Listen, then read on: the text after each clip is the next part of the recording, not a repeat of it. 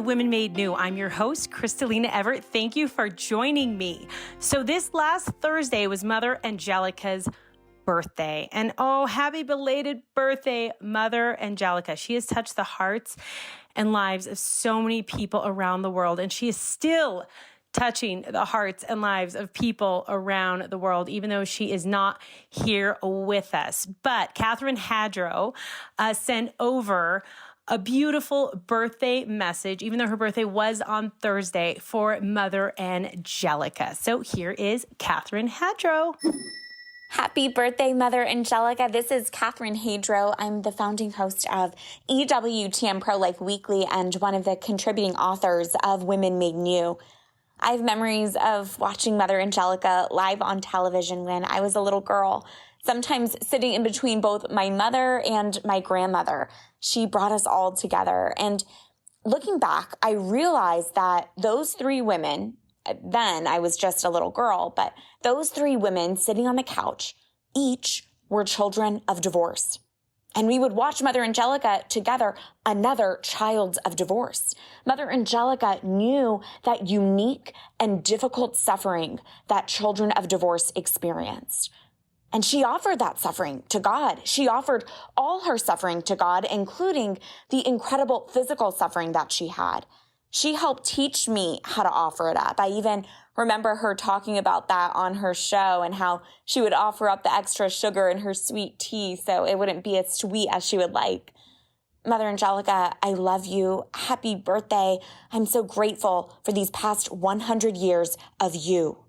Thank you, Catherine, for that. Okay, everyone, without further ado, we are going to get into it with our next guest. Here we go.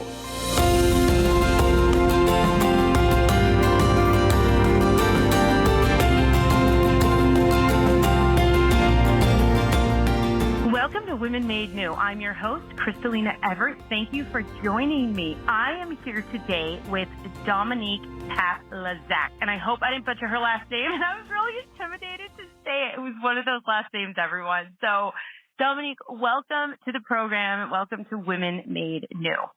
Thank you. I'm so excited to be here. So this last week on the 20th, the 20th, which was a Thursday, was Mother Angelica's birthday. Oh. And it was her 100th birthday. And it was really beautiful the way EWTN just honored her. And they had things going all day on EWTN. And it is just so beautiful to see that this nun and what she did and what she created, all by listening to the promptings of the Holy Spirit and listening and doing what she knew Jesus was asking her to do. And I wanted to interview you specifically because you have that fire in your belly and you have that just like, okay, Jesus, let's go. What needs to be done right now? Because you are a mom of how many children? I have 3 under 3. 3 under 3. And that's not easy. That's like you're in the trenches right now. You're in the trenches of the diapers and the kids and just constant. Like they really need you for everything, right? Mm-hmm. And as they get over that hump, there's almost like this level of independence, almost in the 4s, it seems like, where they're doing a lot of different things on their own, even just with still some help. But still at the 3s, it's pretty difficult, huh? It is. It's always busy. But, you know better than anyone, we learn a lot from these kids. And I feel like we're fighting for them and their generation. Yes, the generation is definitely under attack. It's been for a while, but the onslaught right now seems to be revved up and more serious, and there is no denying it anymore. There's no looking the other direction. There's no, oh, is this really happening? No, it is, and it's in our face, and we all can see it, and we know it. But I really feel like God is raising up these just different warriors and giving people courage and really being able to live out their faith in this day and age.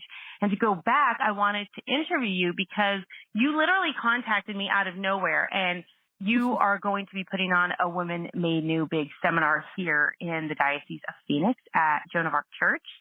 And it just kind of came out of nowhere, and you felt just those promptings of the Holy Spirit. And there's so many women in different communities right now who are feeling that same prompting, who know that God's asking them to do something, and they see other women hurting and they want to help, but they're not sure what to do, and they question themselves, and they start listening to that demonic dialogue of that insecurity and who am I to do anything kind of thing. So can you walk me through that process? Because I know there are a lot of women out there right now kind of on the fence and not sure, and is God really asking me to do something? And this isn't about Women Made New or seminars or anything like that.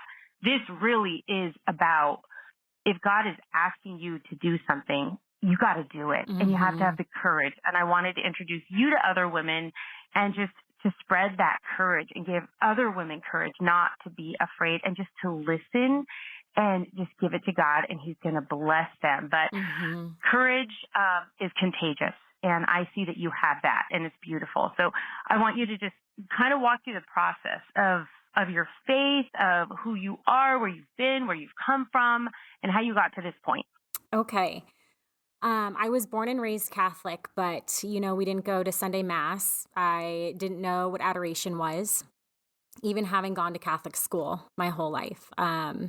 And we didn't talk about God at home. So I was married to my husband in the Catholic Church in 2018. But it was more because our families were Catholic. Like, neither of us had that conversion of heart. We were just going through the motions. And in 2019, I was pierced by an arrow of grace and infused with the knowledge of faith. That's the only way I can put it. And that's when the Lord put me to work. And it was like, no more rose-colored glasses. You're not helping anyone with your rose-colored glasses. Take them off, put them down, let's go to work. And so, it was actually paralyzing. I was paralyzed for months. I couldn't leave the house because I had all this knowledge of truth that I hadn't had. To give you some perspective, I was working at Cosmopolitan in New York City in Hearst Tower. And before I had kids. And it's just, I was paralyzed. Like, I couldn't leave my house because I saw everything for what it was. And it was a grace, but it was painful because I saw how I had hurt the Lord. And, the Lord knew I had to find his mercy before anything. Because if I didn't find his mercy, I wasn't going to be able to work for him. I had to know that I was forgiven, and I had to be able to walk with these other women and say, you're forgiven too. If I'm forgiven, you can be forgiven. And so that's when I fell in love with Saint Faustina and Divine Mercy. And I found Saint Joan of Arc with my husband and kids. And Father Keneally really... looking back, it was just such a miracle that we ended up there. St. Joan of Arc is 20 minutes from our house. It's not like it was our parish closest to us. And Father Keneally just started opening all these doors for me to share my faith and to work for the Lord. So that's kind of how I ended up there. Walk us through this process. I want to go back for a minute. I want to walk us through the process of, you're in your home and you're overwhelmed, and it's just like, what do I even do? How do I handle this? How do I face this? This is so much. How and what was the process for you in your life in that moment to get out of that? So embarrassing. I didn't even have a Bible, and I reached for my daughter's storybook child Bible that we had been given at her baptism, because that is all I had on hand. And we read the whole thing, and I just kept reading it and reading it. And I reached out to my old teacher from Xavier, Gavin Ahern, and I'm like, what Bible do I buy? There's so many versions out there. What do I buy? And the Lord started putting things in my head, like maybe I need to I knew I needed to do something. Is it a women's Bible study? What is it? And it just took time to slowly pick apart what he wanted me to do. And I had to wait. I found my spiritual director at this time, and she was able to help me to get back out into society because I was so paralyzed, which is very unlike me. How was your belief in the Eucharist, and how did you grow in that? Because coming from where you came from to believing in Jesus in the Eucharist is a huge leap. And there's a Eucharistic revival happening right now in our church. So for those that are having issues with disbelief in our Eucharistic Jesus. How did you handle all of that? I grew up in Catholic school and I did not know what the real presence in the Eucharist was. And, maybe I memorized it for a test at one point, but I couldn't comprehend it. And after I had my conversion, it hit me.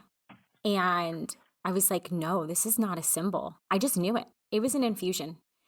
And so I started researching Eucharistic miracles and my mind was blown. I mean, there is no way any Protestant, anyone can look at that and see, you can't deny this. I mean, AB type blood. It is a live beating heart that has been tortured. And the miracles are just countless. And so after I saw that, I loved adoration. I didn't understand it before. I had never even gone, Kristalina. And now is my favorite place to be. And I get so many answers from the Lord in adoration. I'm not a quiet person and I don't like sitting still. And I could sit with Jesus in front of the Blessed Sacrament forever. So when you first really, because it almost went, for me, it's like it goes to your head down to your heart and it's a whole different world there, right? And it's a whole relationship there. And once you embrace that, what were your adorations like in the beginning and what did you do? Because there's a lot of women where you were at and they don't understand adoration. They're kind of feel awkward. They don't know what to do there. They're just like, what do I sit? Do I pray? Do I this? Do I that? What would you say to them?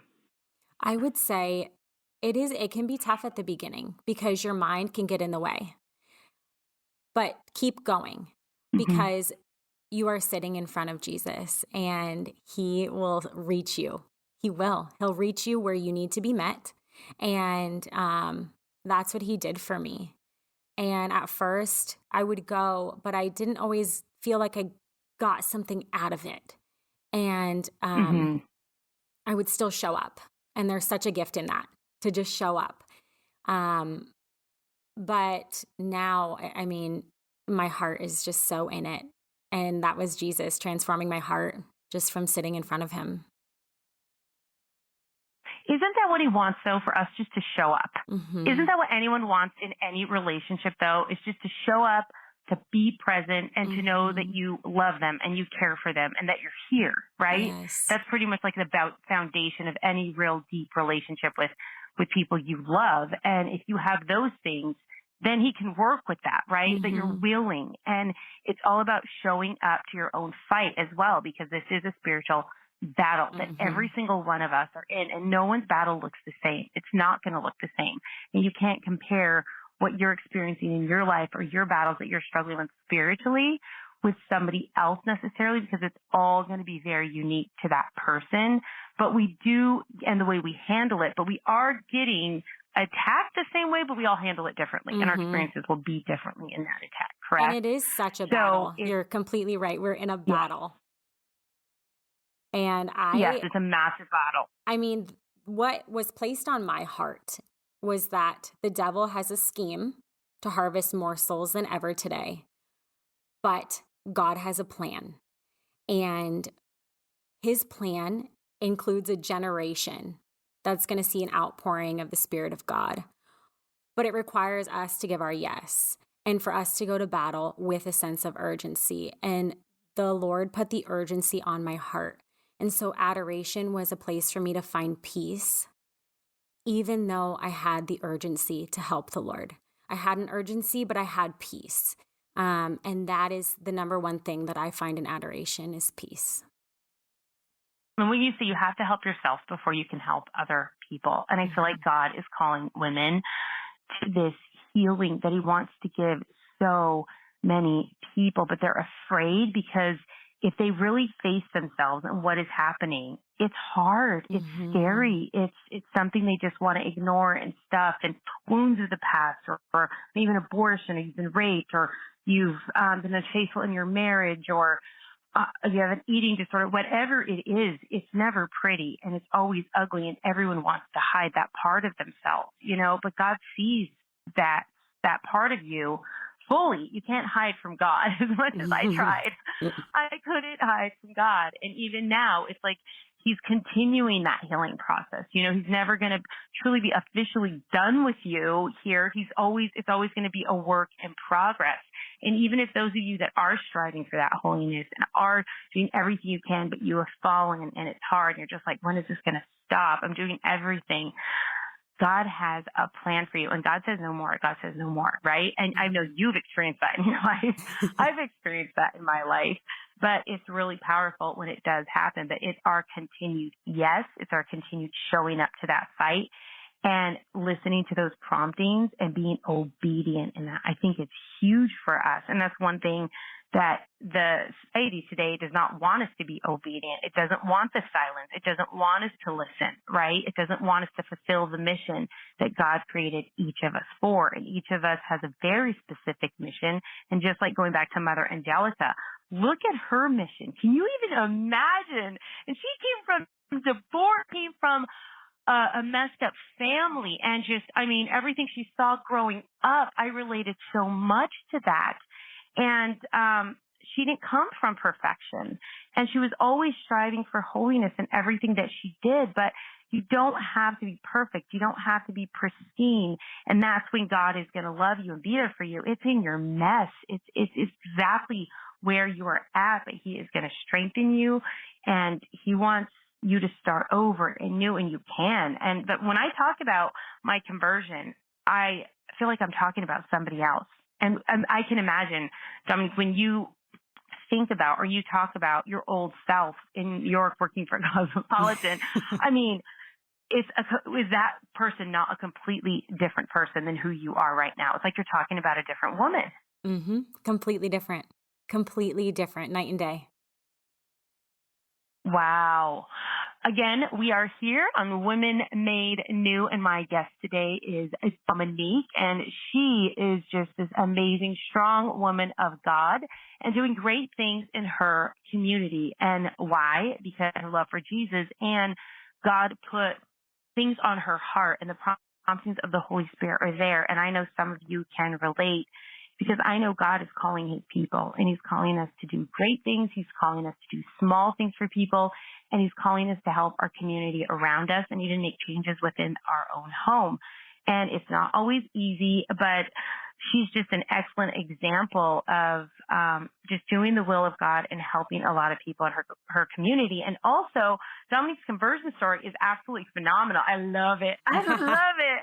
And honestly, I didn't get too much into it, so I'm listening like my listeners right now for the first time, and it's astonishing and it's amazing. So I want to go back to when you really started getting into your faith, and what was it like going to confession? Because you had really been through a lot, and you had this realization of just the way you're living. It went from your head almost to your heart of just like embracing Jesus and the reality of your faith and that relationship with him. And I would say confession for me was really a huge starting point in the path of my conversion. Do you find the same thing? Yes. It was like a fresh start.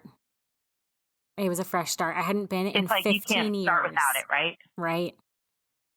Yep. I hadn't been in 15 years, and I prepared for months, actually.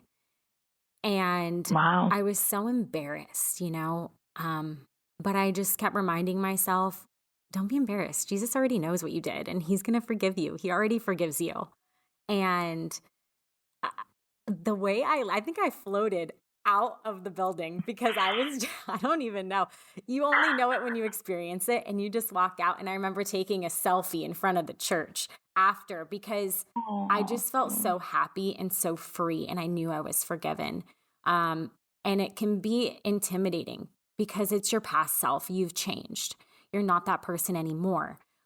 But to relive those memories in your mind, and for me, I knew I had to write these out. Let me write them out. I don't want to miss anything. I want to say it all. I want to go and do it once and not forget anything. So I wrote everything out, and it was a beautiful experience. And I was with Father Keneally, and he just showed me the mercy of God through confession.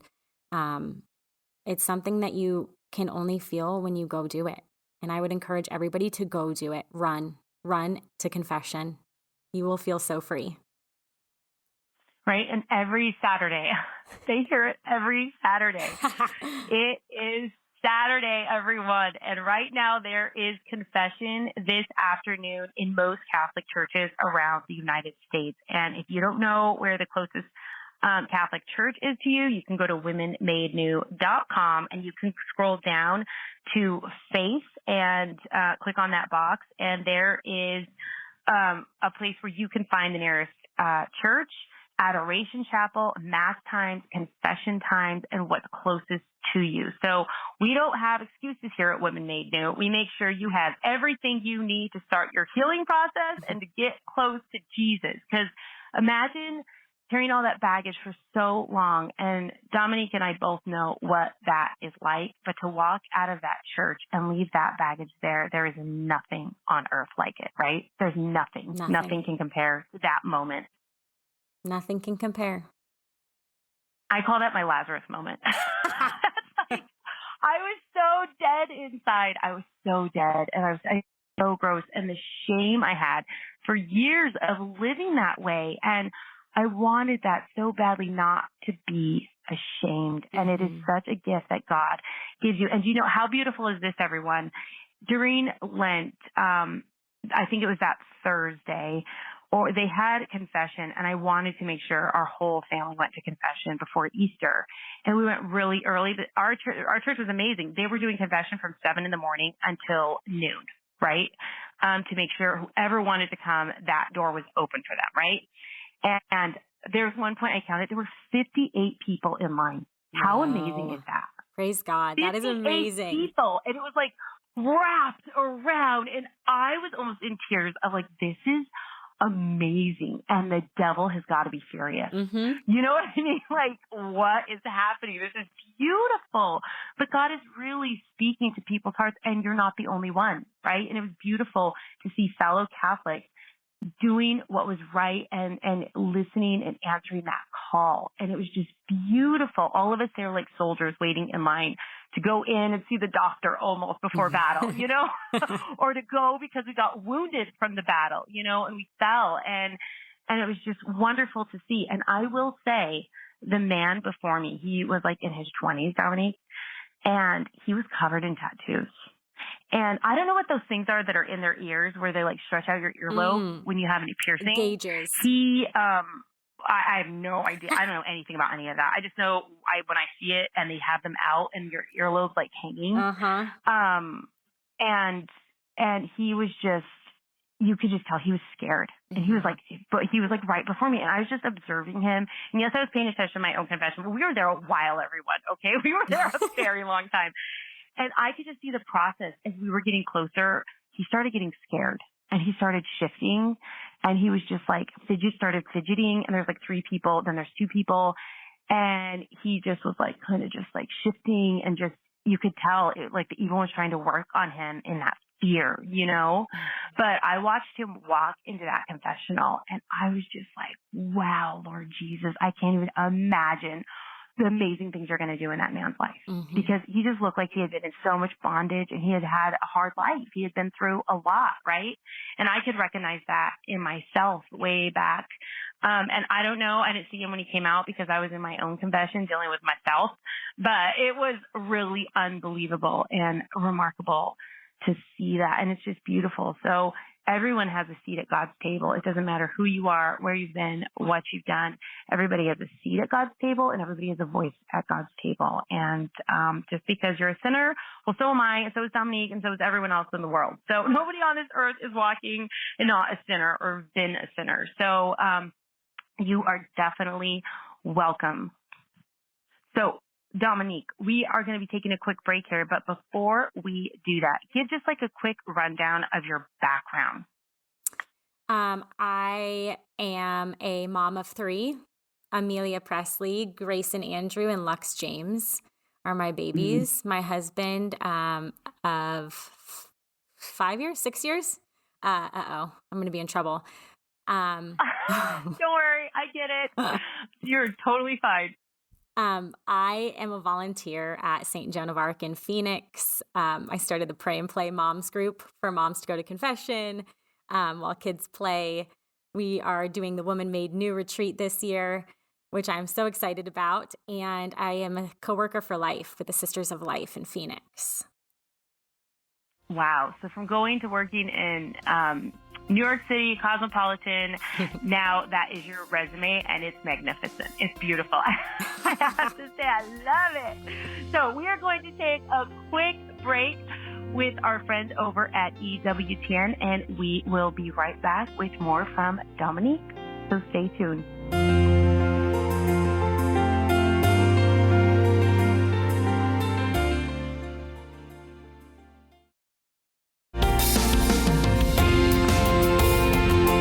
Welcome back to Women Made New. I'm your host, Kristalina Everett. Thank you for joining us. And for those of you that just tuned in, we are going through Dominique's conversion story, and she has a pretty amazing one. She used to work at Cosmopolitan in New York City, and she had a big conversion. And just give the listeners a quick rundown of your conversion story, and just for those who just tuned in, and then we'll go from there. In 2019, after going in for a year to New York and working at Cosmo, we had our first baby, and I was pierced by an arrow of grace and infused with the knowledge of faith. And that's when the Lord put me to work with a sense of urgency placed on my heart to go fight for souls. Wow, that's beautiful. Now, we were talking about your conversion story, and then you went to confession, you started going to adoration, and your entire life changed. So what did that look like? Because you lived a secular life, and then you really started embracing your life of faith. So what changes did you make in your life? Because I know women are curious about that. Even I'm curious about that. So I started praying the rosary every day. And especially when you first start, it might feel a little bit dry. But over time, and especially as I got to know the rosary better, and I could kind of just like let my mind relax and pray without having to think, where am I? Oh, what am I doing now? The graces were just poured out upon me. I mean, the miracles that I started seeing, not just for myself, but those around me, were happening all over. So the rosary daily, the Divine Mercy Chaplet every day at 3 p.m. Our Lord says, anything that you ask through this chaplet will be obtained if it is within my will. I mean, how can we not pray that daily? So those were my two big changes that, they took a while. The way I dressed changed. I think my family, my poor husband, he didn't know what was happening. He's like, and you didn't either. I mean, you're kind of like figuring it all out. It's hard. It's a hard process to go through, but you're growing. So I totally understand.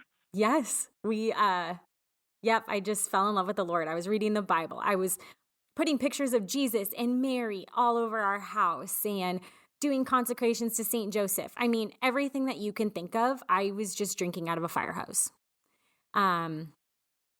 But our lives changed for the better, and I think sometimes when you have a radical conversion like this, it can shake the ones around you, and it can feel like they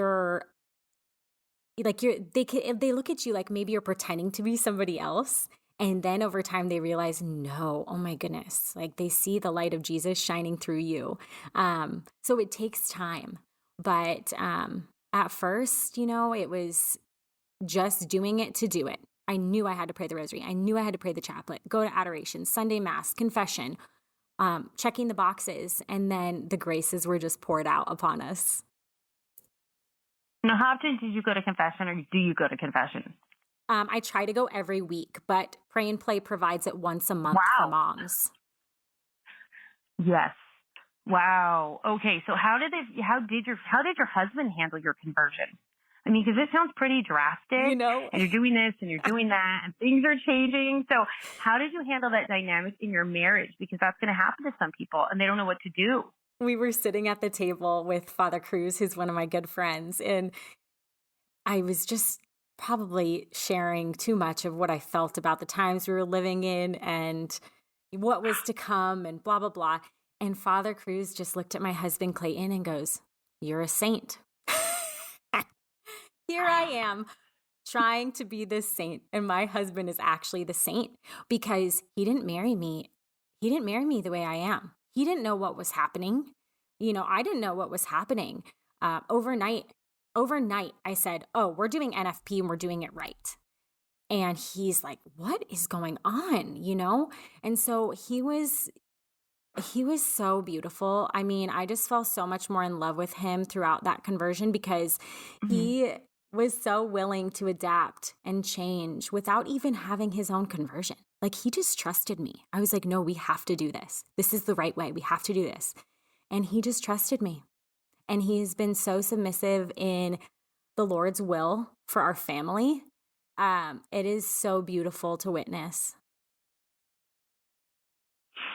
So when you started like right ordering your house, and there is this moment where it's like, okay, there is an order to your household and having a godly household and being submissive to your husband, right? Because you were being the leader for a while, it sounds like.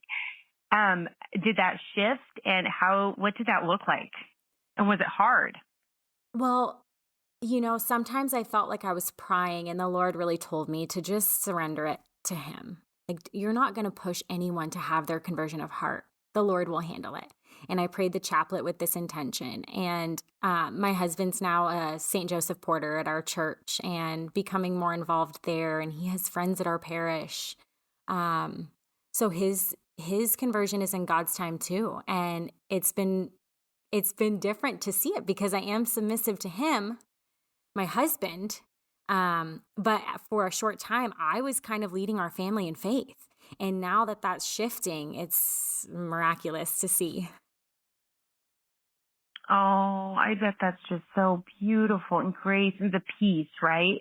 But there's this like earthquake that kind of happens when things are changing and shifting, and the ground is changing around you, and you have to trust in Jesus because he's doing something, and it's not always pretty and it's not always fun. Sometimes it's hard and challenging, but you just have to go with it and through it. And what I have found, and maybe you can relate to this, I think a lot of women can, is that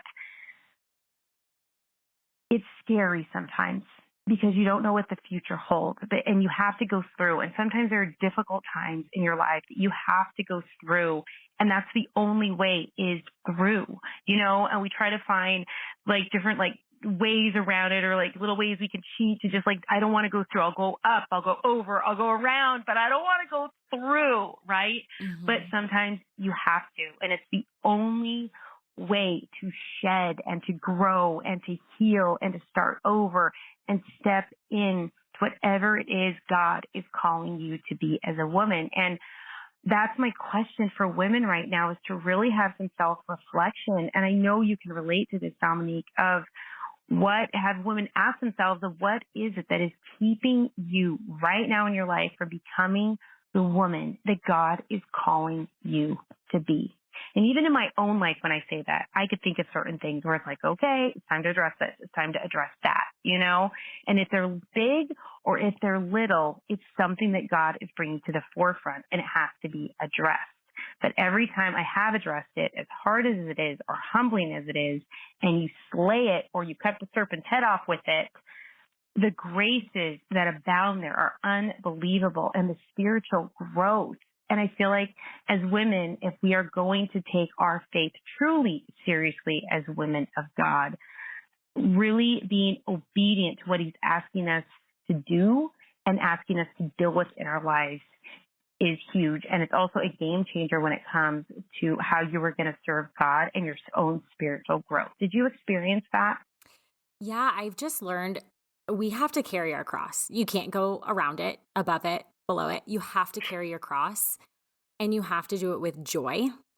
And when you do that and you unite your suffering, whether it's your suffering because you want a conversion of somebody you love and it just hasn't happened yet, or whatever it is, unite that suffering with Jesus and his suffering. And it's so pleasing to him. We console his heart when we do that. Can you tell me, you went from your conversion and right ordered things in your household. Jesus, your home was Jesus' dwelling place, and in your heart, your mind, and you're trying to do what is right now, right? And live to the doctrine of the Catholic Church. So you went to that point, and then you started getting involved in church. Tell me about that process, because right now women are where you're at, and they know that they need to be more involved, or God has put something on their heart. But again, let's go back to the very beginning of what I said. They're fearful, or they're scared, or they're not really sure if they should be doing that, or there's someone out there better who could be doing that, because you have such a fire in what you're doing. And even just you approaching me and coming to me and wanting to do this Women Made New just conference and retreat for women for that day at your parish, and bringing all these different parishes in. It's really beautiful that you took the initiative and you just did it, and it's all coming together because the hand of God was in it. And it's not even just a Women Made New retreat. It's just maybe they're being asked to help in their youth group, or start a book study, or start a Bible study, or whatever it is God put on their heart, or they're looking through the bulletin on Sundays, or they hear that from the pulpit of the different announcements of, well, this is happening, or we need a volunteer here, or need that, someone in your church is hurting and God put that on your heart.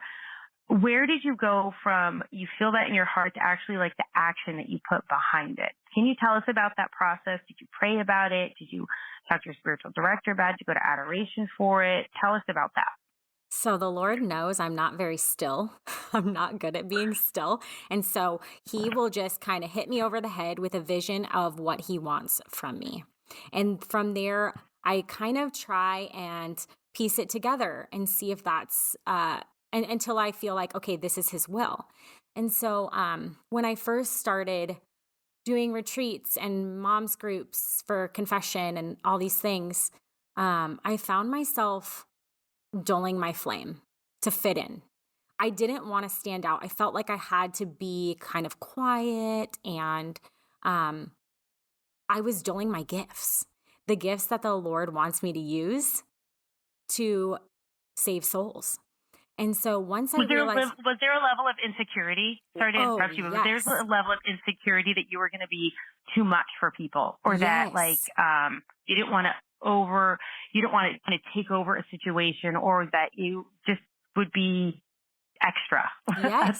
There's this like extra, and you're just kind of like, you kind of do things your life out of that insecurity and that fear, because the devil is working on you with that demonic dialogue of your insecurities, right? And I have felt that. So I know exactly what you're talking about. And a lot of women are dulling the light of God within them because they are feeding in to that insecurity and that fear that they're going to be extra when God is asking them to shine, and they don't want to. And it's not a prideful thing. This isn't an arrogant thing. This is the gifts of God are going to help others. This isn't about you, right? Yep. And I just felt like, oh, well, if these people knew my past, who am I to be running a retreat? Who am I to be starting a pray and play for moms to go to confession? Oh my goodness. If these women knew what I had done in my past life, they would laugh at me. And once, my community is really what saved me from that demonic dialogue, because sometimes you need someone to say, hey, no, that's the devil. You're here working for the Lord. Use your gifts. And so Father Keneally really gave me the opportunity to use my gifts. And he reached out to me and asked me to plan the retreat last year.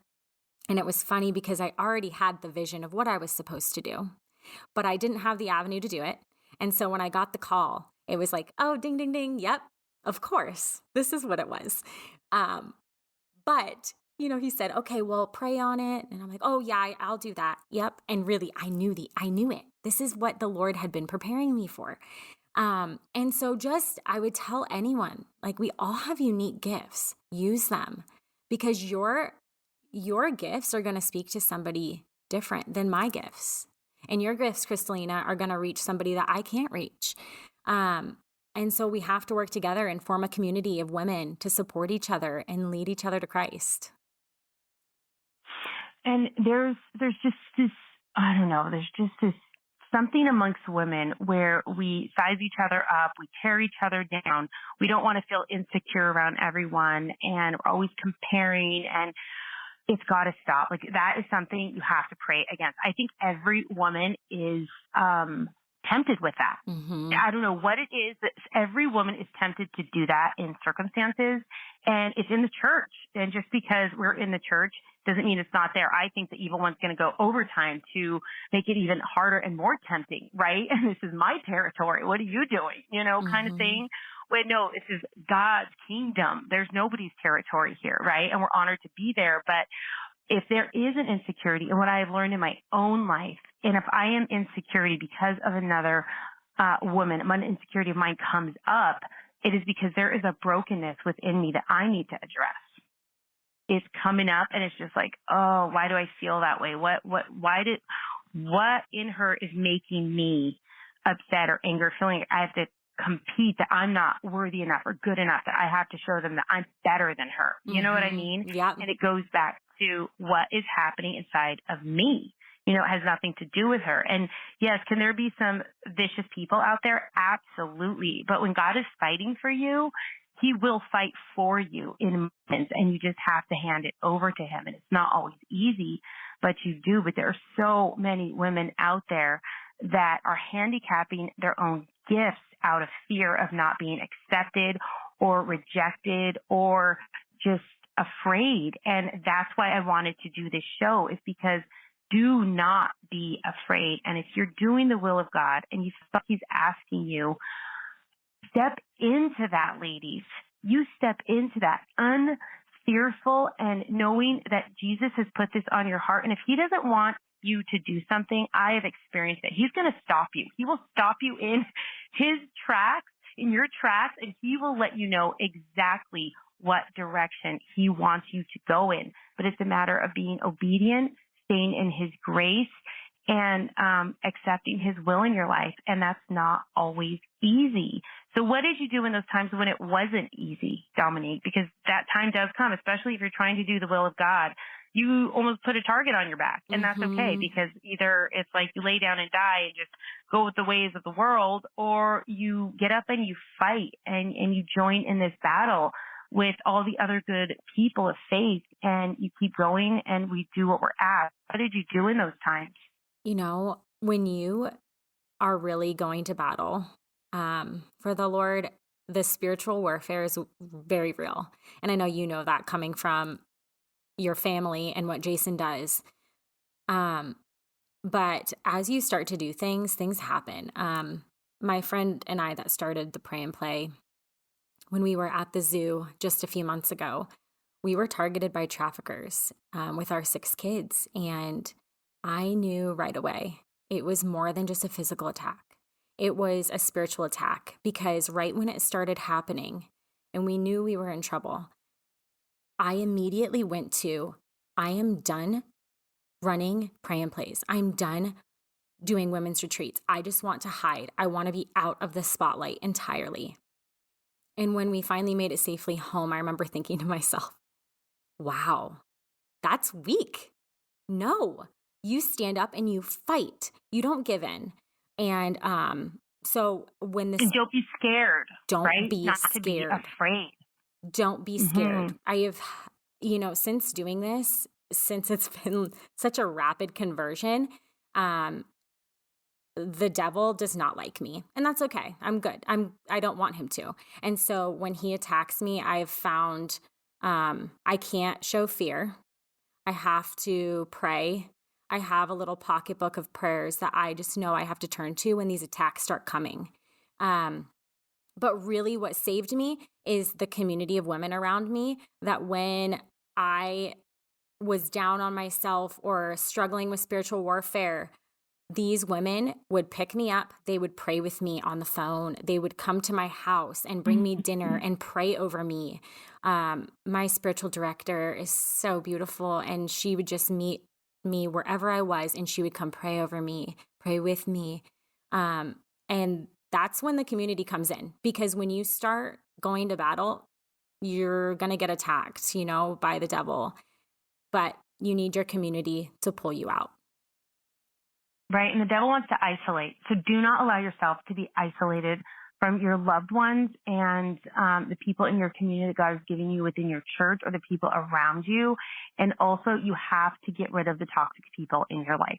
I have found that is huge, because it almost is allowing that toxicity and those insecurities and that beat down in your life. And it's voluntary because you're allowing it almost. So it's like you've got to somehow set boundaries. And if you can, not to allow those toxic relationships there, because slowly it grades on you. Slowly it beats you down. Slowly the negativity, it does get to you and it affects you. And as much as you think it may not, over time it does. And so really pray about every person that you allow in your life and discern it. And I put everything in front of Jesus in the Eucharist. Any new friendships, anything we're doing, any projects, anything at all, I take it to Jesus and I get my marching orders. And literally there have been times where I don't pursue a relationship with someone, or I don't do a project, or I don't travel somewhere because I know in my heart of hearts, that's not what I'm supposed to be doing right now. Mm-hmm. And all I want to be doing is the will of God for my kids, for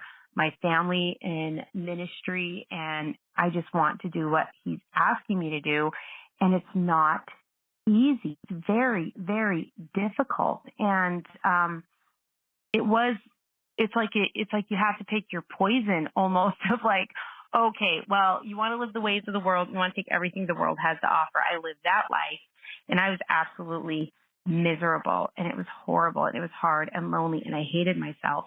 Then I embraced this life with Jesus and this conversion and what he's calling me to be. And I'm trying to step into that. It is hard. It is difficult, and things will come against you. You know, sometimes family members can come against you. And I've talked to girlfriends that there's difficulty, but at the same time, it is not going to be easy. And it's like you have to pick your heart.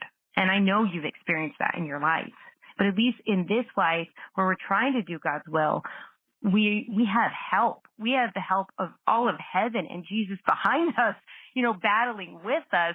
When you're living the ways of the world, you're kind of left your own devices to get feasted on by the evil one, right? Mm-hmm. That's right. So not to be afraid in what God's asking, but I would say if you could do anything in your life right now, ladies, is one, be right with God. Go to confession. Don't hold yourself back. It's not worth it. And if you are, well, why? And how is that serving you? And when I look back at my own life, I was really just hurting myself and the people around me, right? And to go to confession. So if you can go to confession today, go. Like Dominique, go to adoration. I go to adoration. Sit before Jesus. See what it is he's asking of you. Now, if there is someone out there right now and listening to your conversion story and everything that you've done, you're such an amazing woman of God and of faith, and they're not sure what to do or what they can do right now in their own life, what are like 3 top things that you would give women to do right now in their life that will help them, that they can benefit from on a day-to-day basis, maybe? Day-to-day basis. Well, first go to confession, not day-to-day, but confession, and start fresh, you know, and make a promise to yourself. Whatever I'm doing that is putting me in mortal sin, I vow today to not do that again and start new. But daily, the rosary, pray the rosary. It takes 15 minutes. And I always send people a video on YouTube, just YouTube, Monday rosary, Tuesday rosary, whatever day it is, and listen to it and you'll get to know it.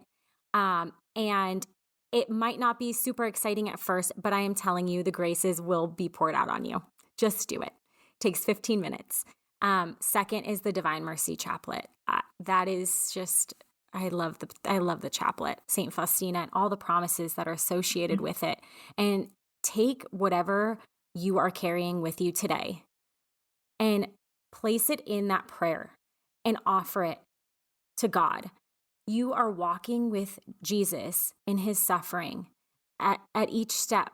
You know, every step he took when he carried the cross, you're walking with him and you're just saying, I trust in you.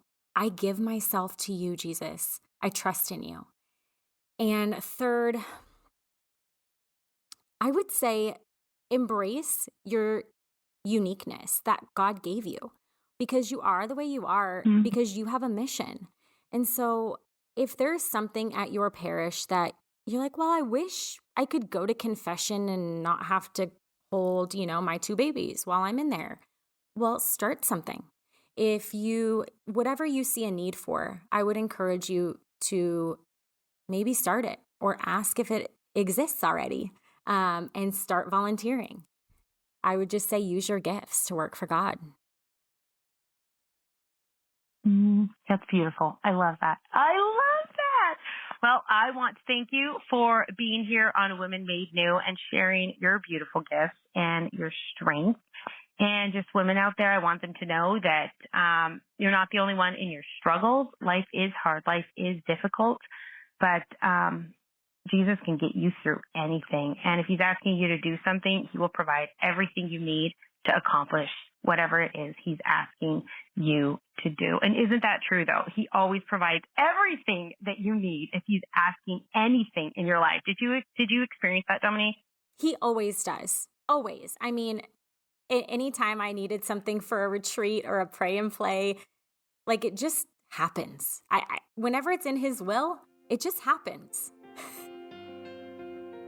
It does. And I wanted to reiterate that. And I repeated myself because it's important and that God will provide. Well, thank you for being here, Dominique. God bless you. And I'm sure this is not the last that we have heard from you. So thank you for being here. Thank you so much, Kristalina.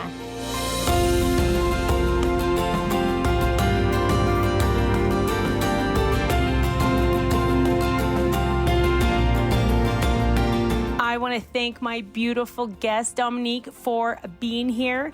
And to close this show out, we are going to have a quick message from Cameron Frad about beautiful Mother Angelica. Have a wonderful weekend, everyone. God bless. Hey, y'all. Cameron Frad here. Kristalina just asked me to say something about Mother Angelica. And she is just a fierce, wonderful, powerful woman. And I know she is like intervening for all of us now up in heaven. And I just want to share this quote, and I just love this. The Spirit gave us his gifts so we would be clothed with the jewels of virtue, the gold of love, the emerald of hope, and the brilliant diamonds of faith. Let us not be content with the Scotch tape and the aluminum foil of this world. Okay, what the world has to offer, it's not even duct tape, it's Scotch tape. It gets sticky and it doesn't help us. And like the Lord is offering us these amazing, beautiful jewels, and we just need to say yes. And we just need to give our fiat. And I just love that she wasn't afraid to do crazy, bold things and be powerful.